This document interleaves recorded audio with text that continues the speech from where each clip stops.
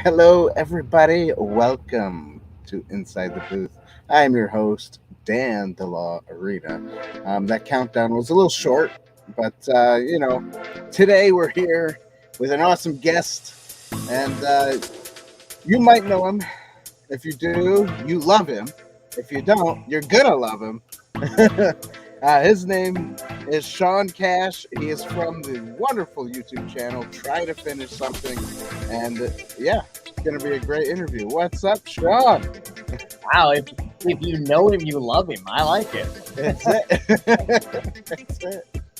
Thank you for having me. Hey, you're welcome. Thanks for being here for Of sure. course. Um, yeah, you were late. I was late. We're all late.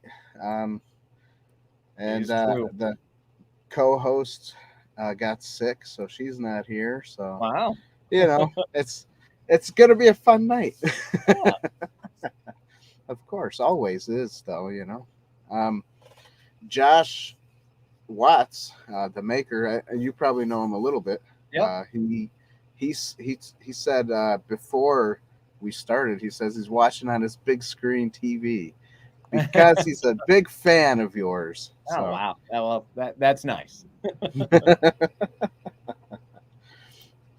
so here you go.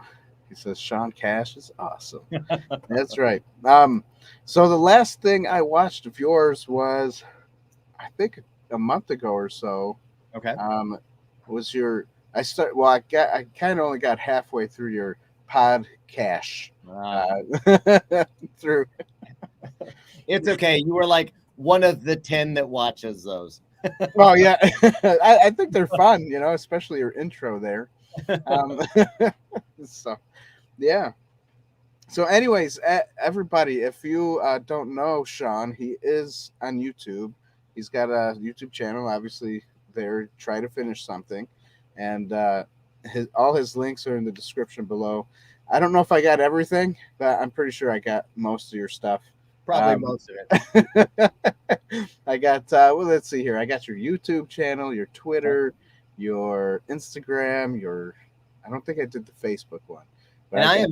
I'm terrible with Twitter. So I post much more on Instagram than Twitter. So if you've got the Instagram and the YouTube channel, that's probably the majority of it. There you go. There you go. And I also posted your Patreon. Oh, So oh, at thank the you. end of this, you folks who are watching, at the end of this, if you like him, go support him on his Patreon, Thank or you. just watch his stuff. That's support too. Exactly. That's plenty. um, but yeah. Tabitha's, at least she's watching. She says no one wants a co-host sneezing and coughing live on air. Well, who knows? Some people might like it. That they'll sit Yeah, there for sure. hours watching it. Maybe who knows? All right, so tell us a little bit about yourself. You were like a producer for a radio show, right? Yeah, You were here.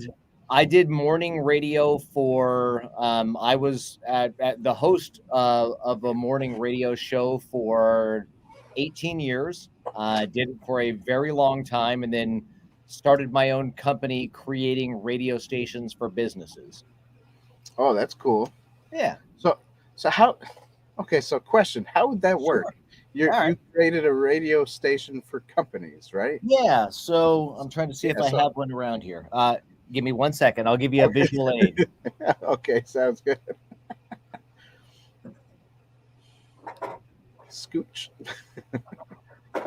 So the company was called Retail Radio, and we had these little players that would go inside of a business, and it was basically just a power cable, internet, and then it had the audio out. And we would, my team would create a real living, breathing radio station. They would have their own messages and commercials, and they would be able to talk to the people that were shopping inside the store with their own radio station and treat it like a radio station doing whatever it is that they wanted to do.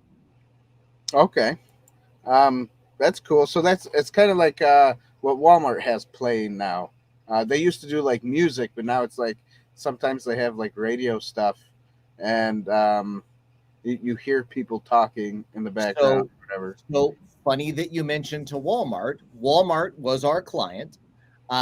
We started that with Walmart. Oh, nice. We started that with Walmart. I sold that company, and I was if you watched my YouTube channel for a while, you already know that I sold my company to another company, and then they kept me on so that I could keep doing the same thing for that company. Hmm. And after a couple of years, they fired me. So I kind of got fired from my own company. And Strange. I now work for a company that was my competitor when I had my own company. Oh, wow. And I am back at a competitor doing Walmart radio again because they now are doing Walmart. So I am whatever you hear inside Walmart, I'm again responsible for that. Oh, nice. Very cool. Very cool. Hey, it's good business stuff, right? Sure. Yes. Yeah. You asked. Right. Yeah. No, it's good. It's good. What's up, Tim? Tim Talks. We're. I was just on Tim Talks show last month, and we did a double stream where um, we streamed live here and on his channel at the same time. Ooh, It was wow. kind of cool. Yeah. I You, mean, you I kind thought of it broke was. the internet. Yeah, that's it. That's it. We should do that with everybody. Sure. I like it. It's a new fad that's going to Yeah. happen. I'm sure it's going to work. People are going to start doing it more often, I think, just because I started it, you know? Sure. Trendsetter. Yeah, that's it. um, so that's cool. So kind of like on your YouTube channel, what do you do? I mean, I already know what you do, but tell the Yeah. audience what you do. So, I started the YouTube channel because my wife was so fond of telling me that I start projects and never finish them. Hmm. And so she was saying, I wish you would just try to finish something. And so originally my channel was going to be about mostly doing things around my house that my wife wanted me to do. And I I still do those things. I just don't record them a lot. And mostly the channel is me doing super nerdy Star Wars things, other sci-fi things, recreating movie props. So much so that it actually wound up getting the attention of some directors, and now I'm actually doing real movie props on the side with my job and the YouTube channel and everything else.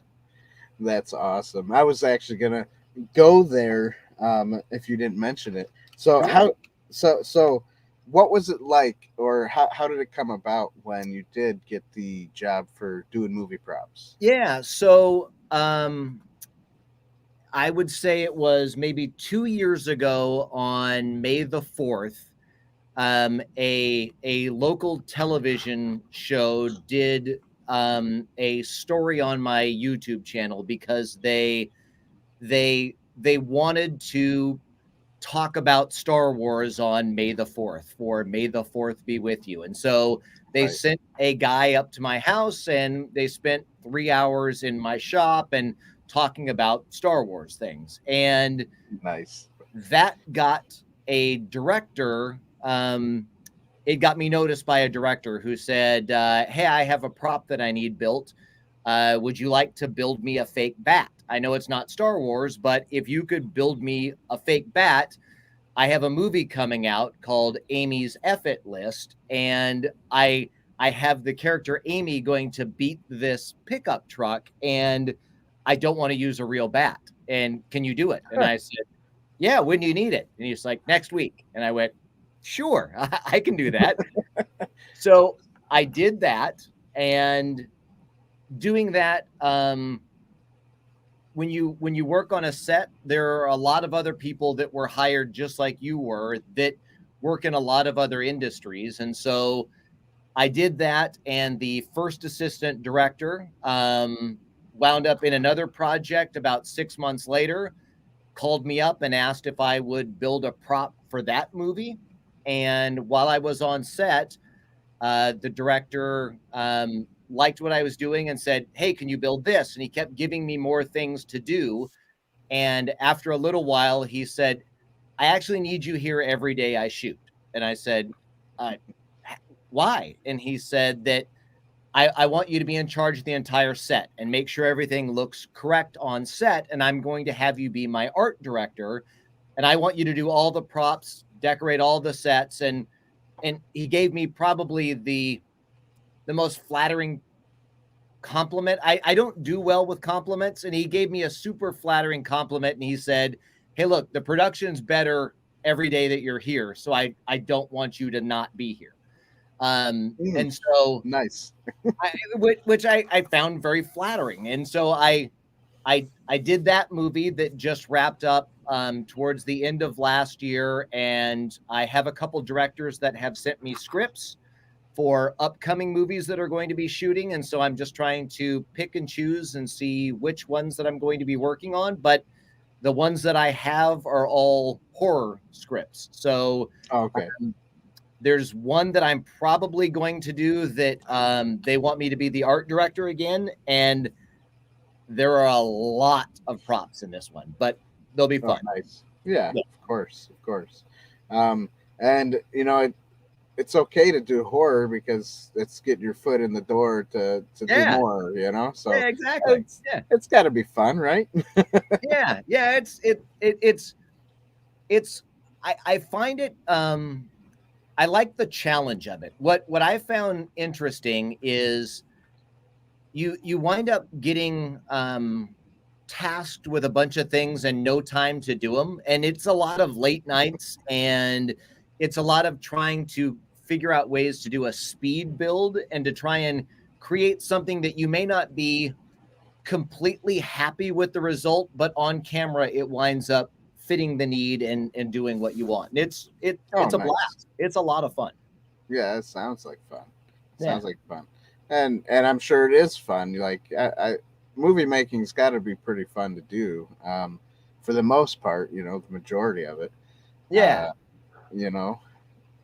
I mean, I know out in like the big movies, you got like the actors who are cocky and stuff, but I'm sure like the smaller horror flicks and kind of smaller style movies, it's more fun to do because you're just doing things together, making sure it's gonna get done. And you've done some stuff yourself, putting together some movies and things like that, and it's fun. I've done the same thing, trying to do my own movies, and Right. it's fun. You wind up realizing that for like a simple 30-second scene, you wind up spending 4 hours shooting it because you want it from different angles and you want to retake it, and you realize there's a lot more work that goes into it. But that's kind of what makes it fun, and doing the editing of it where you're trying to pick the right shots, and it's a lot of fun. It is. It for sure is. So what else have you dabbled into? I know you love Star Wars, so tell me. I do. Tell me a little bit about how you got into doing Star Wars props and even doing a little bit of your room there. Yeah, I like a lot of people. I am a child of divorce, and so when my parents were separating, it was when Star Wars came out, and so while they were trying to work out whatever it is that was going on for them, I at the time I didn't have a younger brother. I wound up later with a younger brother, but I would get dropped off at the movie theater, and the summer Star Wars came out. I forgot the exact number. I think it's 26. I saw it over and over in the theaters. It was my way of being babysat while my parents tried to figure out what was going on in their relationship, and I watched it over and over, and I've seen it so many times since then. And it was a big part of my childhood, and I always collected the toys and stuff like that. And I was watching, Brian of like the Smuggler's Room and Ron of the CG Artist, and I was Dennis at Black Market Outpost. I was watching all of these people make things, and I started thinking, Well, I've got a lot of things that I would like to display, and I'm not exactly sure how I want to do it, but I watched a lot of YouTube, and I just figured that if I start filming myself do it, it will force me to actually make progress on things, and that's kind of how I started just making things. Oh, nice. Yeah. And you finished a lot too, didn't you? Yes, I did. um, so I guess props and villainy is here. Kelly says, "What's up, Kelly is there. guys?" And Christopher Jagger. I don't know how to say that, but he says, "Hey, brother." And then Josh says he saw the props that you made for the movie that you were talking about on Instagram. Yeah. They looked so cool. Yeah. So I do have a question about the fake bat. Phil Yeah. TMNT is here. Says hi, and Kevin Kunka. What's Kevin up? makes some amazing banners. I've got one of his banners and another that's on the long list of people that he's trying to make banners for. I'm on that list for additional things. So yeah. Oh, sweet. That's sweet. So yeah, the fake when you first started and you made that fake bat, what did you make it out of, and like how did you make it look real? I mean, why wouldn't they just use a real bat to beat up a truck anyways? But I mean, Yeah. So the movie is, like I said, Amy's Effortless, and it's on Amazon Prime. If you watch the credits, I'm actually in the credits of the movie as the prop and special effects maker, and oh nice. they had this. It was $120,000 truck, and at one point, Amy, who thinks that she's dying and she's got her last couple days, decides that she's going to go out and she's going to have a bunch of social justice for a bunch of people that were wronged. And so at one point, she jumps on top of this $100,000 plus pickup truck and just starts beating this pickup truck. And they didn't want to use a real bat because they didn't want to have to buy this truck. And so Right. I went out and I bought a real bat that was what the director wanted. He had like an idea of exactly how he wanted it to look. And then I just made a mold of it. And then I made a foam version of it with a golf club, a piece of golf club in it that I cut off. So it had a little bit of rigidity to it and didn't flop around as she was swinging it. Mm-hmm. And then I sanded the original bat and restained it so that it would match the stain of the one that I made. And I painted like knots in it and chips and stuff on the real one, and then put matching chips and knots in the fake one. That way, if something caught someone's eye on the real one, they would then see it again in the fake one, and they would be able to be interchangeable in the different scenes. Oh, that's cool. That's cool. Yeah. Definitely. That's obviously something you got to do for movies. Yeah, because if you don't do it like that, people might notice it, and then all of a sudden it goes viral. Well, I figured that the way that people's brains are wired is it's the imperfections of something like that would stand out. So I was thinking if I force some imperfections in the real bat and then add them to my prop, that'll be something that your mind will notice and they'll just immediately think it's the same thing, was my thought. Right. So what inspired you to, I guess, what inspired you from being radio and going into props? I mean, I don't know how that transition would be. No, I understand. So give me a breakdown of how that is. It's funny. I was kind of just talking to Garland. Garland has a channel, Garland's Workshop, and he was What's up, Dave? He was kind of asking me the same thing. He was saying, so what made you decide to do a YouTube channel going from radio? And it's weird. So radio is kind of an addictive thing that radio isn't what it used to be. And my daughter, who's 17, doesn't listen to radio, doesn't understand radio, doesn't care. But right. when she says, "Oh, hey, I was listening to this band Pearl Jam on Spotify," and I said, I had pizza with the guys of Pearl Jam at a nightclub when there was like 20 people in the crowd. I mean, it was, and she's like, "Great, you used to be cool, thanks." And, and radio's a weird thing because doing morning radio, my morning show partner and I would just share a lot about ourselves and what was going on in our lives and try and find the humor in things that were happening every day. And Right. so when we would meet people out, like I would go to, and I'm going to date myself here, but we'd go to like a Blockbuster Video, and the person behind the counter, when you would show them your ID to check out the movie, they would go, "Oh my God, I listen to you all the time on the radio. I feel like I know you." And it's because we always shared so much about our personal lives. And so when I was trying to figure out what to do for my YouTube channel and to make it different than everyone else's, because in the end, everyone's kind of in this niche. They're kind of just doing the same thing. So I thought, well, Yeah, pretty much. the only thing that I have to make myself different is what I did on radio. And so I thought, I'm going to tell stories about things, and I'm going to talk about personal things, and I'm going to share more personality in mine, is what I thought. And I don't know if that's good or bad, because I see plenty of people that don't share their personality that have a whole lot more subscribers than I do. So Right. maybe it's a terrible idea, but that was my idea going into it. Well, I mean, it's good for podcasting for sure. Sure. You know, I mean, podcasting is kind of like radio, except you got a little camera or something. Yeah. I mean, there is some podcasts that just do audio. That's kind of like radio.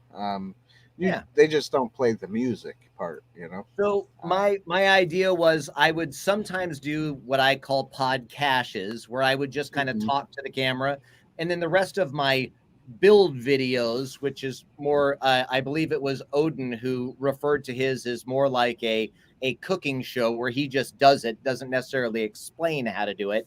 I thought, well, I'll kind of talk, I'll give a little bit of personality, and I'll build something and just see what happens. And that's kind of what I've stuck with.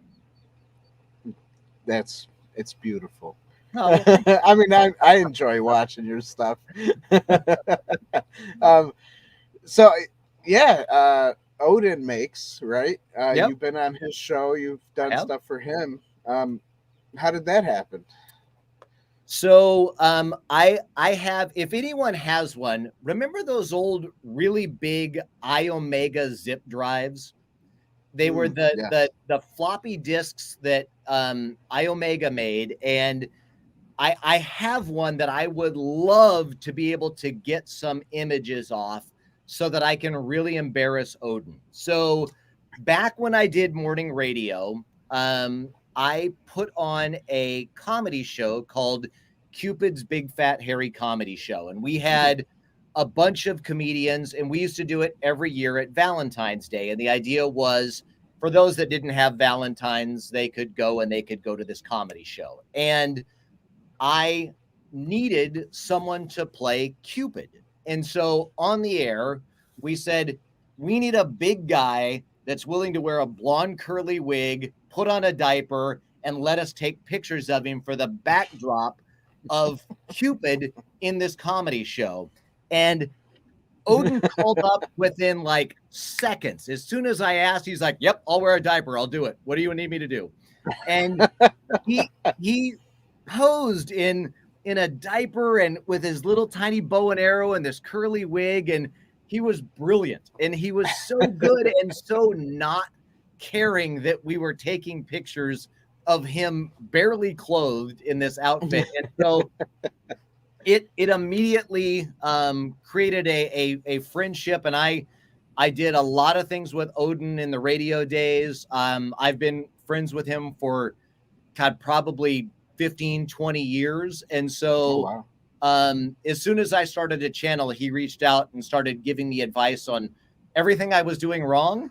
You're looking at the wrong camera, not looking in the lens. And he would constantly be telling me what to do and not to do. And And so when he said, "Hey, do you want to do something together?" I immediately went, "Yep, I'm anything you need, I'm there." And so I've just known him for a long time. Well, that's cool. That's cool. Yeah. Kevin says he's searching on eBay now for that drive, so you can get those pictures up. Yeah. Dave White says, "What's up?" Says hello. Hey. And that's another guy. I'll just spend this time talking about everyone else. Yeah, go for it. I love it. Is amazing. So Dave not only creates the best rocker switches out there if you're trying to make a Star Wars prop. Now they've got lights, and now that he's got the laser cutter, he makes pieces to go with them.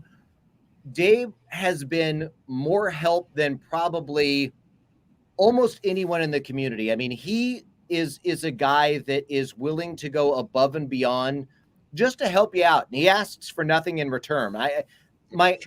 I'll give you a really quick story. So I'm going off onto tangents on your show. That's okay.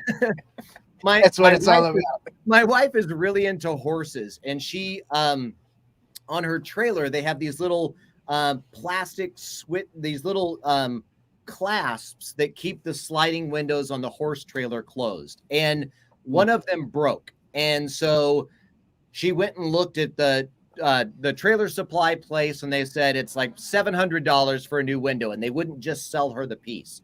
And I'm like, you'd have to be able to design that. You could probably just create just that little thing. And I messed around with it and tried to figure it out. And I was asking David for some help, and I was like, yeah, I don't know how to make it look like this and the measurements. And he's like, I'll design it. I'm like, what? He goes, yeah, I'll design it.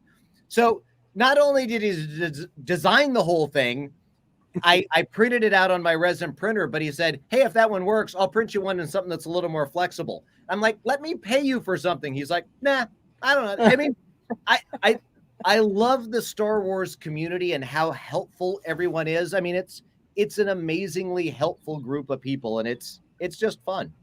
Oh, for sure. And everybody's so nice over there. You know, I love it. You know, I'm not really much of a builder. I've dabbled in little things, but you're right. Everybody's so nice over there. Yeah. You're nice, you know. Right here, Kelly Stern panel there. Yeah. He was like, I want to make you something, and I think he went a little over his head when he asked me that, because I was like, oh, really? Well, let me be very specific on what I want, you know. Yeah. I think he was just thinking, oh, he'll make it and send it to me, and he goes, what do you want, you know? And I'm like, oh, can it be a mix-up of Ghostbusters, Star Wars, and Teenage Mutant Ninja Turtles? And he's like, oh, okay. I'm sure he was like, I don't know what I got into, but yeah, it turned out great. I love it. I show it off every time. Kelly is amazing. If you don't yet own a Props and Villainy panel, you're missing out. I have multiple. I built a part of a hangar door, and there's a panel in that door, and Kelly built that one. I've got two other panels that as soon as I start wrapping things up in my build room, and I have the ship coming crashing through the ceiling, it's going to have panels on it. I mean, he's an amazing builder and a very cool, very nice guy. Yeah, for sure. And we got a lot of people who are in that community that love making stuff, and they all make their own thing, and it's really cool. It's really cool. Agreed. Yeah. So yeah, and then Dave made me a flamethrower, you know, from Spaceballs, and he put on there inside the booth. Yeah, inside the booth flamethrower. That was cool, you know. And then everybody's great, you know. So yeah, it's you know, it's fun. It's fun. So I know that you had at one point posted a bunch of pictures of a movie that you had done when you were younger. What was the inspiration for doing that? I mean, what made you decide to do one, and then whatever became of it? Okay. What made me decide to do it? Now you're interviewing me. Thanks. for some of the people who have seen our shows in the past, they probably have heard some of these answers already, but I'll say it again. Okay. We got my brother and I loved watching movies. We loved, I guess you could say, one day a friend of ours brought a camcorder over, and it just went downhill or uphill from there. We loved it so much that we were like, let's do this all the time. We would Yeah. film ourselves all the time, and then I decided to buy a camcorder, and they were the VHS ones from Walmart. They were like this big, and Sure. I bought two of them because you never know when they break and stuff. And back then, as a teenager, it was expensive for me, but now I look at it like, oh, it was a decent investment. It wasn't that expensive. But at the time, it was kind of expensive. Um, as a poor kid. And so we just loved filming everything. I mean, if YouTube was Oh, invented back yeah. then, or TikTok or anything like that, man, I think my brother and I would have been viral with millions of subscribers back then, because we did some stupid crap. We would Oh, even yeah. film ourselves jumping out of cars, and we would go faster. Maybe let's try to jump out of a 40-mile-an-hour car today. I mean, we were stupid. That's probably why we got some back problems and Oh, everything yeah. now. But it was a lot of fun, and so we decided we made these little skits for this movie that we did make, and it was called One World, and we were just like having fun with it. Like, it was supposed to be like a post-apocalyptic type movie, but in the future, and we took a lot of pieces from like Star Wars and post-apocalyptic other style movies, and we were like, hey, let's make something fun. And so we did. We filmed it. It's the footage. I would have to say 99.9% of the footage is filmed. It's all done, except for one piece that I always wanted to make a building explode, and I just never filmed it or got to do it or even did it on computer, because I was always like, well, I could always try to do it on the computer with After Effects and stuff like that. Never got to it. But obviously after a while, as I watch it now, I'm like, man, I could have added this to it. I could have added that to it. You could add more. Mhm. You could do better storytelling now than I was when I was 17, 18 years old. Um, so I did make the movie. It was called One World, and um, we actually called it One World 2024, which is kind of funny because back in 2002, 2024 seemed like it was a long ways away. Oh, yeah. um, and this movie, I never really edited it properly and put it out for other people to watch.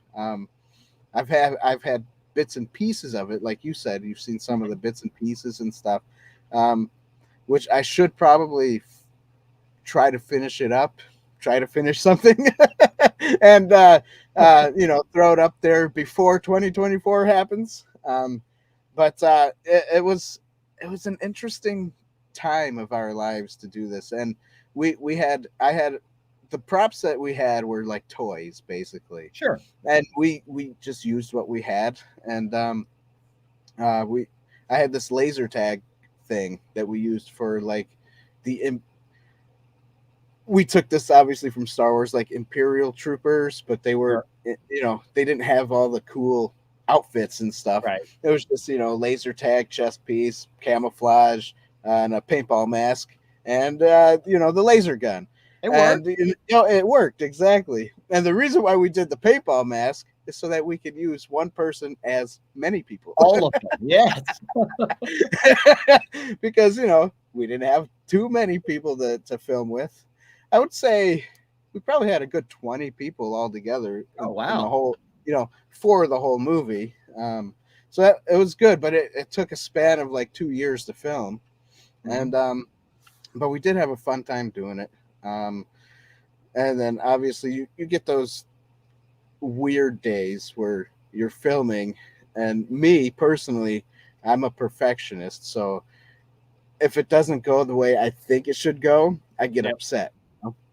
So Yep. there was a couple of times where that did happen, where I was getting upset. Oh, I gotta do. Why does everybody not listen to me? Type of thing. And I think I have a couple of those things filmed for the behind the scenes. Nice. like like my brother's like filming, and he goes, "Oh, Dan's getting mad. Let's watch." um, so yeah, but other than that, it turned out to be decent, So now, and did you go into it with a script, or was it all just here? um, half and half. It Okay. was because we did film a couple of things before, and we said, let's use that and make a whole movie on these ideas, and then Gotcha. we started to write some scenes out, but we didn't have like all the scenes written scripted. We did have a few scripted, and then there was a few we just kind of went with it. It was a winging. Let's wing it. Yeah. Let's Yeah. just Yeah. do it. And then and we did, and being in a small town where everybody knows your name, um, uh, it's nice because we're able to film in places that we probably wouldn't have if it was like a big city. Sure. Like Sure. we went and filmed inside my school. And what was funny about filming inside my school was we made this because that was the building that was supposed to blow up. So we made this little bomb out of clay to make it look like like one of those clay Sure. bombs or whatever. Yep. Um, Plastic so explosives. Yeah. yeah, plastic explosive. Yep. So we put that in there, and you'll see the footage once I get it out there.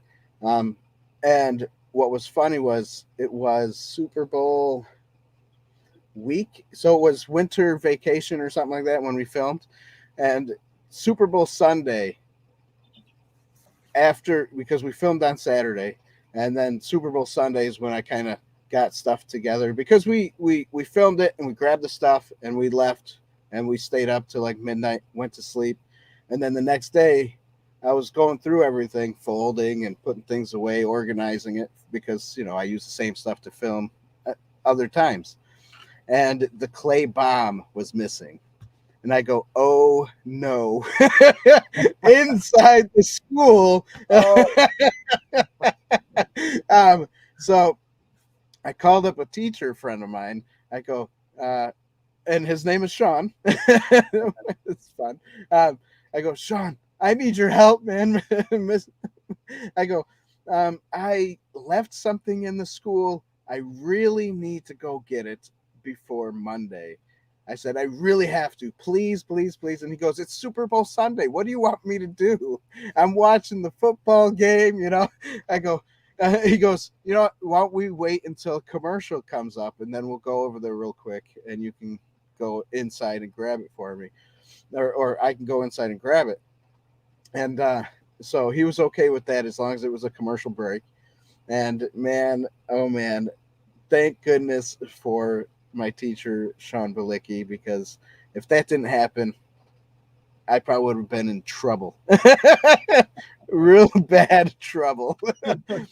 Because at this time of our, at the time we were filming in 2001, 2002, we the high school was already getting calls in for bomb threats all Sure. the time. That was the era of bomb threats. um, and so when I got the piece and I came back out and I go, thank you so much. And he goes, so what'd you have to get? I showed it to him. He goes, Dan. He put his hand. He was like, Dan. I'm so glad that I helped you, but Dan, how did you forget that? And the reason I was asking about the scripts is, do you have any ideas for other things that you would eventually like to film, or what? I mean, is that is Oh, I do. I got like 3 films in my brain that I okay? haven't finished the scripts, but I've Okay. already started. So I got the stories down, and it's just I get I guess you could say I get writer's block every time I write something, and I got these ideas. Oh, that's good. That's good. Boo, boo, boo. Then all of a sudden, I don't know. Yeah. I know where I start. I know in the middle, and I know where I want to end. But everything in between sometimes just kind of goes out the door, and I'm like, I don't know how to do it in between. See, the good thing is you had a group of people, because Mhm. I have two different scripts that I've written, full scripts. Oh, nice. And they were both dreams that I had, that were like one of those. I mean, very rarely do I have like super detailed dreams, but they were Mhm. kind of based on a dream, and then I kind of just fleshed them out and wrote them into full scripts. But I Oh, nice. I have one that I started much like you to film. I had filmed a couple different scenes of it. It was um, a twist on, and I realize there are a lot of people that are going to go, oh, great. It was a twist on a zombie movie, and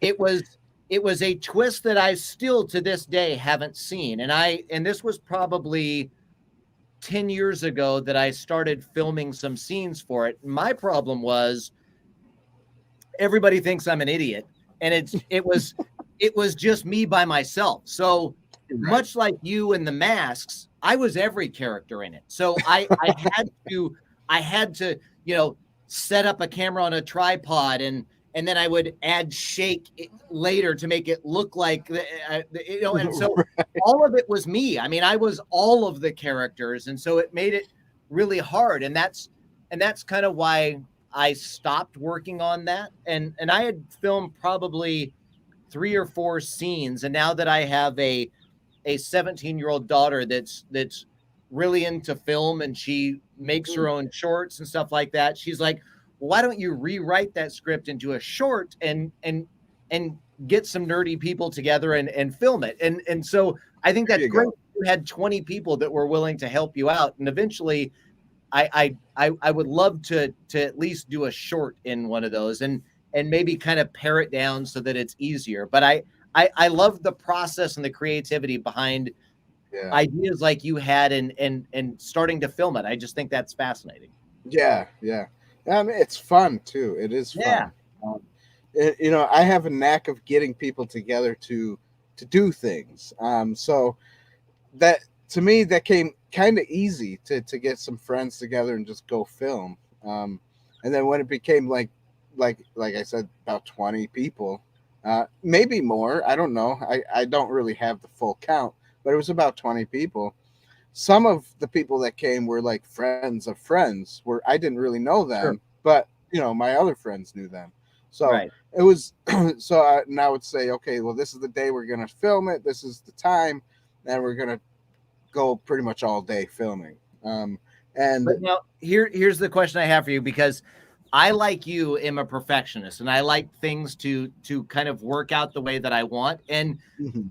most of the time I'm my own worst critic, and I will sit there and I will belabor something, and I'll be like, oh no, it didn't come out the way that I wanted. Hey, look, it's Ado. Yeah. uh, I'll try my hardest to make sure that it comes out the way that I want. How are Mhm. you with taking criticism on something that you've made? I'm good. I had to learn to get good at the criticism, because when I was younger, I didn't want to hear it. I was like, no, I don't like what people say. I did a good job. I know I did because I made it. It's mine. It's mine. Um, but there are times where you have to kind of sit back and sit outside yourself and be like, maybe they're right. Maybe I could have done something a little different, or maybe I could.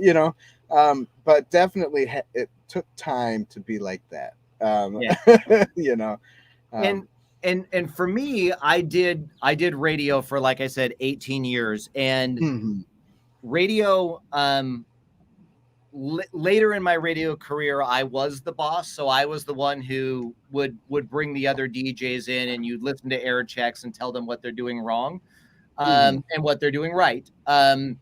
But in the beginning of my radio career, I had to listen to a lot of people critiquing what I was doing on the air and telling me that, and I had some terrible program directors. I had program directors that would pull my producer in and be yelling at them, and you're a C-rated producer on a B-rated morning show, and all, I mean, just like terrible stuff.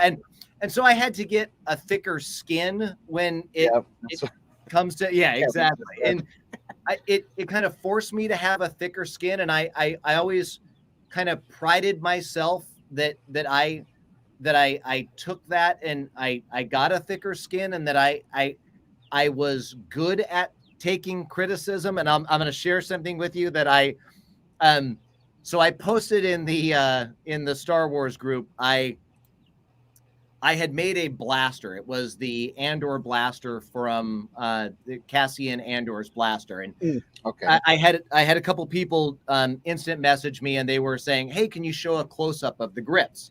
And I had kind of painted the resin grips to look like they were wood. And so and it was a technique that I learned from somebody else, Wesley Treat. He's a sign maker, and he's amazing. He does some amazing videos. So I had taken and I had made them look like wood to the best of my ability. And so I because I was asked to do some close-ups, I did.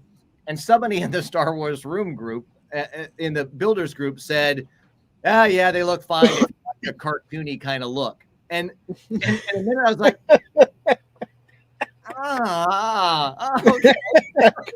and for some reason, I don't know why, but I was like, ooh, God, that. And I like took a deep breath, and I'm like, thank you very much. Thanks for that. But at the same time, I was like, oh, that kind of hurt a little. but everybody's allowed their own opinion, and that's fine. And I'm okay with it. It's just, I wondered how you, as an artist that's putting your work out there and trying to do movies and stuff like that, how you took criticism. Yeah. I mean, you know, obviously there's probably days I probably wouldn't take it well. You know, I mean, it depends on the day. Yeah, depending on the day and how I'm feeling and what argument I just had with my wife, or you know, something. Maybe that's, you know. I don't know. Yeah. But you know, I do know, like everyone's saying, construction. If there's constructive criticism, it is very beneficial, and I do know that. So that's why a lot of times I'll take in criticism and be like, you know, let me look at it again. But just like you, there's times where I take criticism and I'm like, you don't know what you're talking about. I've been doing this for a while. I like how it is. You know what it is what it is. You know, that's it. You know. But it does give you thicker skin. I will tell you this little nugget that I got from radio. So my morning show partner, he hated when things went wrong on the air, and I loved it. And the reason that I loved it is because it showed that we were people, and I thought it was relatable. So if we'd be doing something where we were trying to surprise somebody with a phone call and they were listening to the radio and they figured it out, I loved that. I thought it was hilarious. And I laughed at that kind of stuff all the time, because it showed that this was all real and it was all live radio. And I loved that. And it made my morning show partner really nervous, and he hated it when things were bad. But I love that because it was real. And something that you learn in radio, I've tried to bring to my real life, is the people that complain. There's only 3% at the time that I was in radio, only 3% of the time people take the time to call into the radio station. And it's usually with a negative comment. That nobody calls up and just says, hey, your morning show's great, I love you guys. They would call to complain about something. And so you had to realize that for the negative calls that come in, there are dozens of people that like what it is that you're doing. And so I tried to get in that mindset of, if I address and let the negative people on the air, that gathers the troops of the people that support you together better than patting yourself on the back. So I welcome negative comments, because I think that kind of helps bond everybody together that realize, hey, everybody's got critics out there. I mean, it's Right. part of life. So it just came to me. It reminds me of when YouTube first started, um, and I made this short video for my other YouTube channel, and it blew up. It blew up. I'm not a skinny guy. I've never been a real skinny guy. I mean, I was thinner back then than I am now, but I have never been a real skinny guy. And we did this little skit about Marvel, um, Nick Fury, right? And I Okay. was Nick Fury, and I played Nick Fury in this little skit.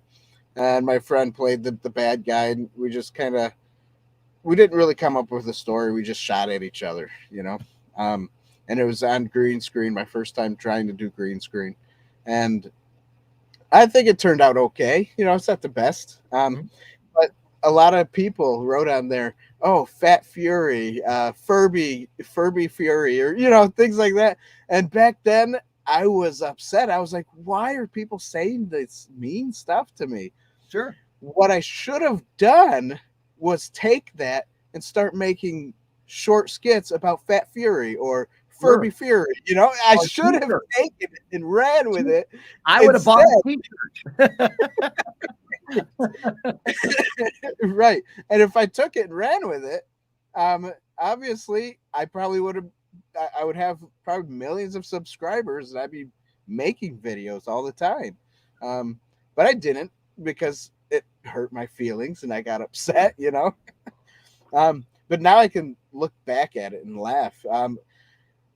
Some of those things are probably still up there on that channel, because I didn't really delete anything. I was upset with people, but I never really deleted much.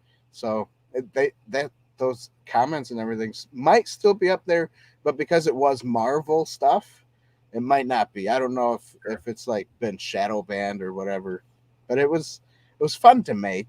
Well, and YouTube's a weird thing too. I mean, I've spent way too much time trying to figure YouTube out, and it's weird because, I mean, there are some things that you do that you really like the way that they turned out, or that you put time and effort into, and no one watches. And yeah.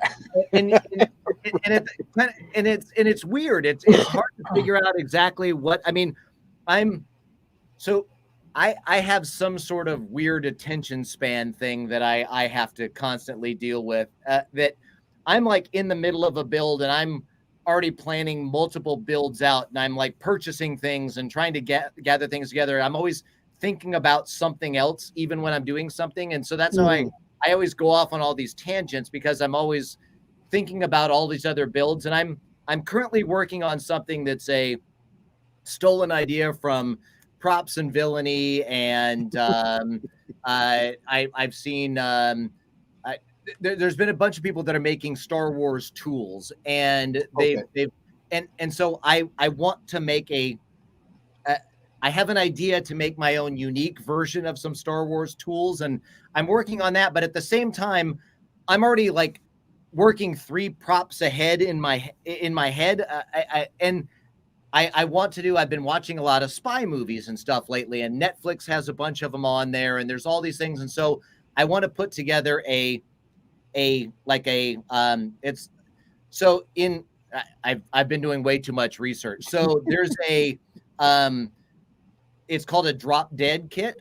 And the drop dead kit is something that they leave for spies that has information and stuff about their next mission, and they hide them in places so that they can't be seen. And so I want to make a drop dead kit. And not only do I want to make a drop dead kit, I want to make a short movie that goes with that drop dead kit. And so I've already been making the intro trailer for a prop that is like 2 or 3 props down the road, but I can't stop thinking about that prop as I'm making something else. And it's hard. Yeah. That's great. I love it. No, and that just shows the expansion of your imagination, that's what it does.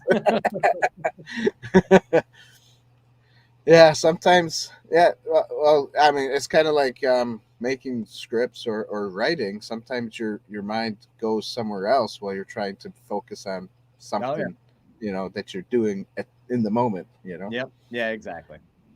That's oh, there you go. Like what Ado says, squirrel moments. Look, a squirrel, you know. Oh God, Ado, that is so me.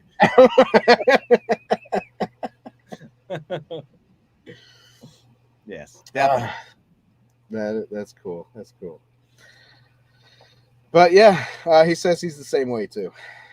By the way, Yeah. some of my favorite things I've built have the worst views. Yeah, yeah, that's true. So you never know. YouTube is very um, the algorithms are very different all the I time.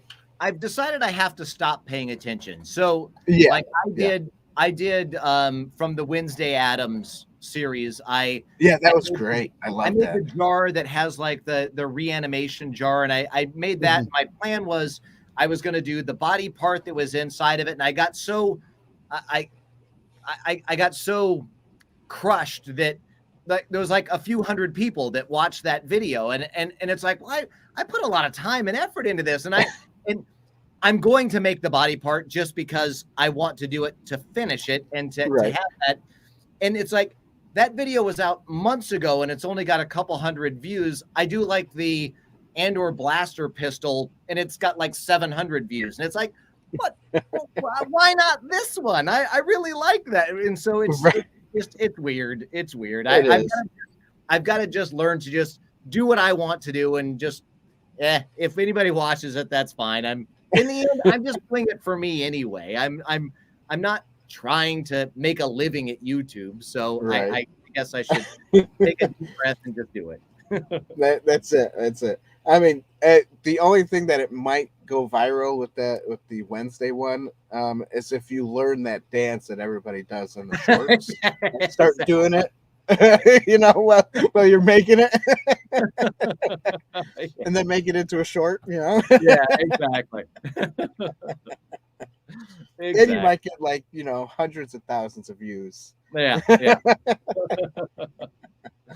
yeah. So yeah, that's fun. That's fun. Cool. So yeah, I mean, I think that's pretty much it, right?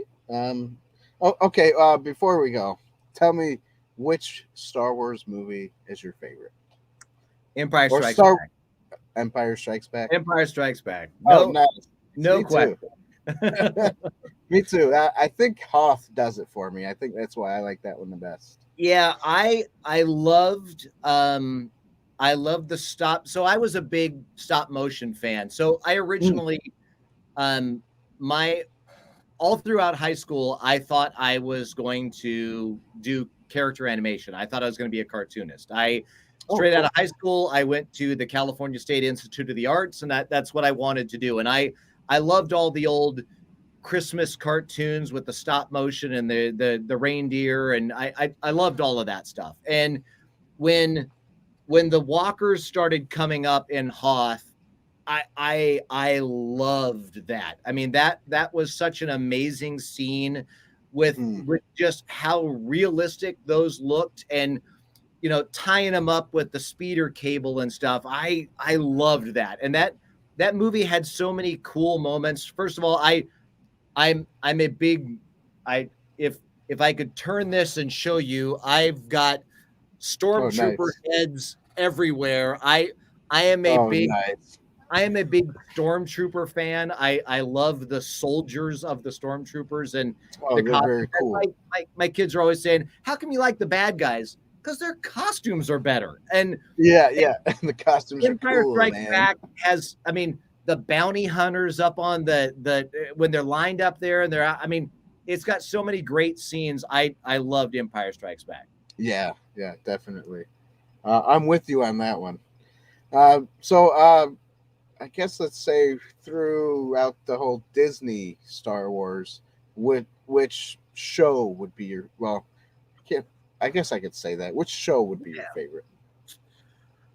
So, and again, it's much like we were talking about with the criticism. So I loved, this is going to be super unpopular. I loved the first season of The Mandalorian.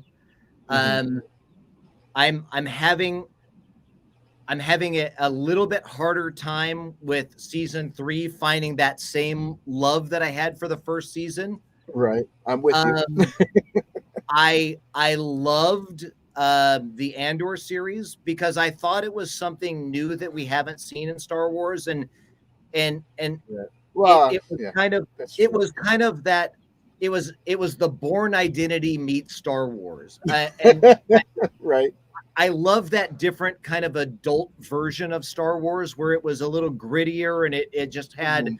a different spy feel, and I really Right. liked that. But um, Guess right that's a good way to now, look at it. if you were to have asked me a year ago, I probably would have said something different, and a year later, I'd probably say something different. But right Mhm. now, I'm gonna say the Andor series.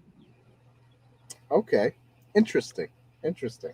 No, that's okay. Everybody's got their opinions, you know. Yeah, Uh, and and I have a full Mandalorian cosplay from season 1 that I put together because I love. I love that brown one where it's Yes, all yeah, different with the different colors. armor. I love that kind of Yeah. cobbled together feel, and that's why I liked. I'm drawing a blank now, but I love the shore troopers, and I like that, and since he's got the shore trooper pauldron on the one side, that Right. I loved that about that the Mandalorian from the first season. Yeah, that's so cool. No, that I'm with you on that. That that makes it feel like Star Wars, I think. Yeah. You know, because it's like throwing junk together. I mean, look at C-3PO, his one leg. Yes.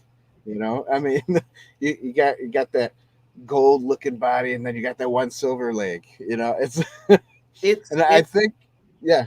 Go ahead. it's Greeblies. I mean, Yeah, everybody always yeah, talks about Greeblies. It's found items that you put together, and that's why I loved the first season of The Mandalorian. Is I loved that outfit, and then he has to go and get all shiny stuff and looks like one of right, the Knights of the Round Table. And I mean, not right, yeah, it's not cool, but I just I like the cobbled together look. yeah. I did like that look better too.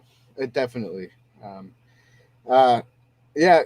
The only thing I couldn't get into with Andor was just I guess the feel, because when I watch Star Wars, I guess I want to feel like Star Wars is happening, you know, Right. and because it didn't feel like that to me, I got kind of bored, so I didn't really finish it. I think I stopped at episode 5, and everybody tells me, well, you know, if you watched 6 and 7, then you would have been okay, but episode 5 was, you know, you got to keep watching. Well, So it's one of those binge watch type styles, I think. You know, yeah, got to and I binge watch it. Book of Boba Fett. I love the Boba Fett character. I thought Oh from Empire yes, Strikes Back, I loved it, and I had a hard time with Book of Boba Fett, and I mean yep, with me too. the neon scooters and stuff. I'm like, Yeah, oh come on, this. I mean, what are we? This isn't Boba Fett. Boba no, Fett is a bounty hunter. This, yeah, I mean, it's uh, gritty. He's yeah, mean. yeah, He doesn't care. and Yeah, and I loved the Obi-Wan character, but the Obi-Wan series as a whole, I mean, there were a yeah, couple episodes where he meets up with Vader and stuff. Awesome. yeah, yeah. I loved the Ned B, the Right. loader droid. I loved that. But overall, the series itself, I don't. Yeah, yeah. Oh, I'm with you. I'm with you. It does have a lot to do with writing and how they Yeah. put things together for sure. And then I think I think them getting new directors every episode, not even every season, every episode, kind of Yeah. makes it. You know, it doesn't feel. Continuity is a little off. Yeah. Yeah, yeah, for sure, for sure. And you're right about Bubba Fett. He was kind of like one of my favorite characters too. Just like I think everybody loved Bubba Fett. You know, Because there was even though, mystery. yeah, exactly, the mystery of it. Um, so one of the things I like to tell people is the Star Wars Christmas special was not good, but that cartoon with Yes. Bubba Fett, I thought they did a good job. Yep. Yes, the drawing, the cartoon itself wasn't well done, Yep. but just the story inside there was fun to watch. You know, They should redo that story. Keep it all the same and just kind of redo the drawings.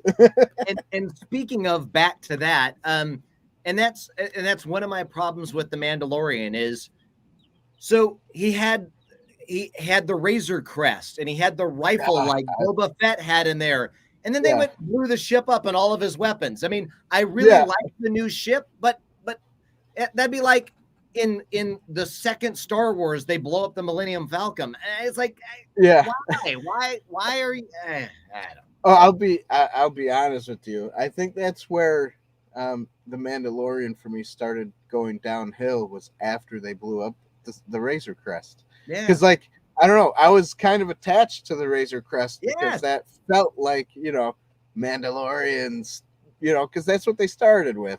And when that blew up, my heart sank, and I was like, what? Yeah. I mean, you know, the whole story behind it, it was the last of the uncharted ships that they couldn't track, and they had. I mean, I love the story, and then you go and you blow it up. I mean, I don't know.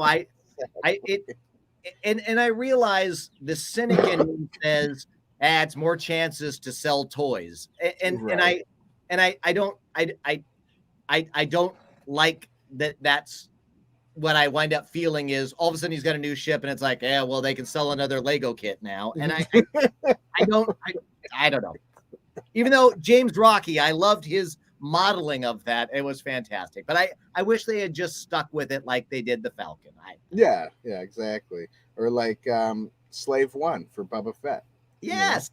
That's Boba Fett's ship. That's Boba Fett, you know? Yes. It's like, that's what you know when you see it out in space or something. Exactly. That's who that is. That's cool.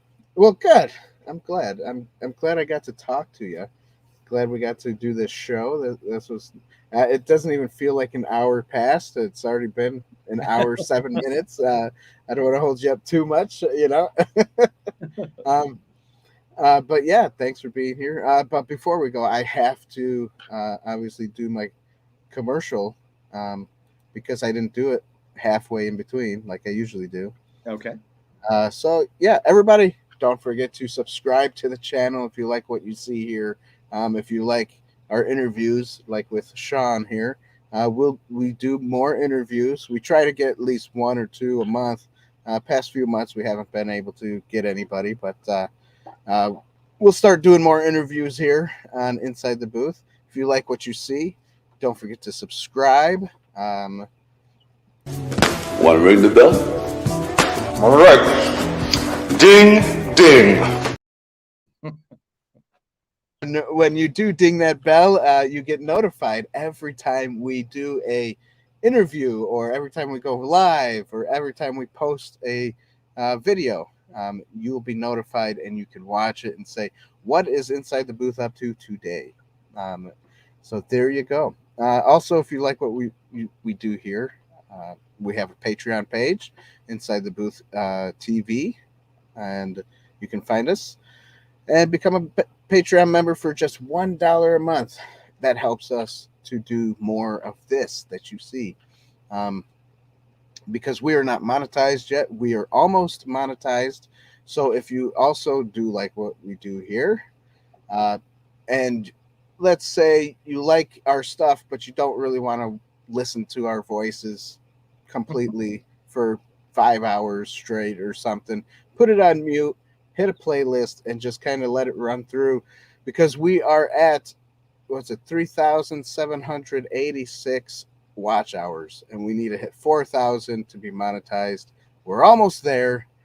So just help us with some of that watch hours. That's all I'm saying. That's all you got to do. Keep watching. And also, we have merchandise, everybody. What is this place? What is it that you do here? Merchandising. Merchandising, merchandising, where the real money from the movie is made.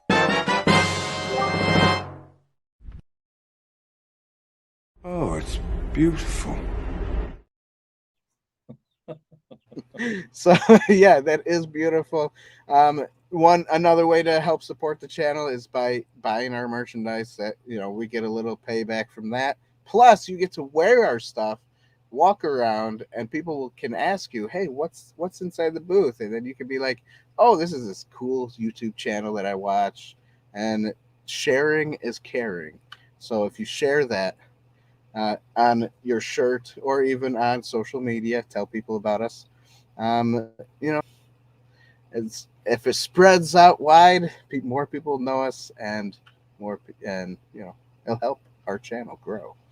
Um, Also, we got Shawn and his channel in the description below. Make sure you follow him, watch his stuff. I'm not sure where he's at for monetization, but go ahead and help him out. Uh, watch his stuff. 53 cents. What's that? 53 cents. I had a lot of people nice. that got fired ask me why I didn't just do YouTube for a living, because I had made 53 cents. That's why. Now, is that monthly? No, yeah. No, that was like over the course of a year. Oh, wow. Beautiful. Yeah. So if you want to help his channel out, go ahead and watch his stuff. He makes some great things. Yeah. I mean, I love your stories before and after what you make, but even the things that you make is fun to watch. I did like that Wednesday thing because it was different. Thank you. I loved it, man. I loved it. I was one of the only 100 people that watched it, I guess. Just kidding. Yeah, but that's it, everybody. Thanks for being here. Dave White already said goodbye, everybody. Have a great nice. Have a great nice. Always cool hanging with you guys. Yes. Sharon is Karen. Sharon is Karen. Yeah. So thanks for being here, everybody. Have a good night. And I guess we'll see you guys later. And as I try to find an outro, maybe a couple of outros here. Sorry, I should be more on top of things. Here it is. Goodbye.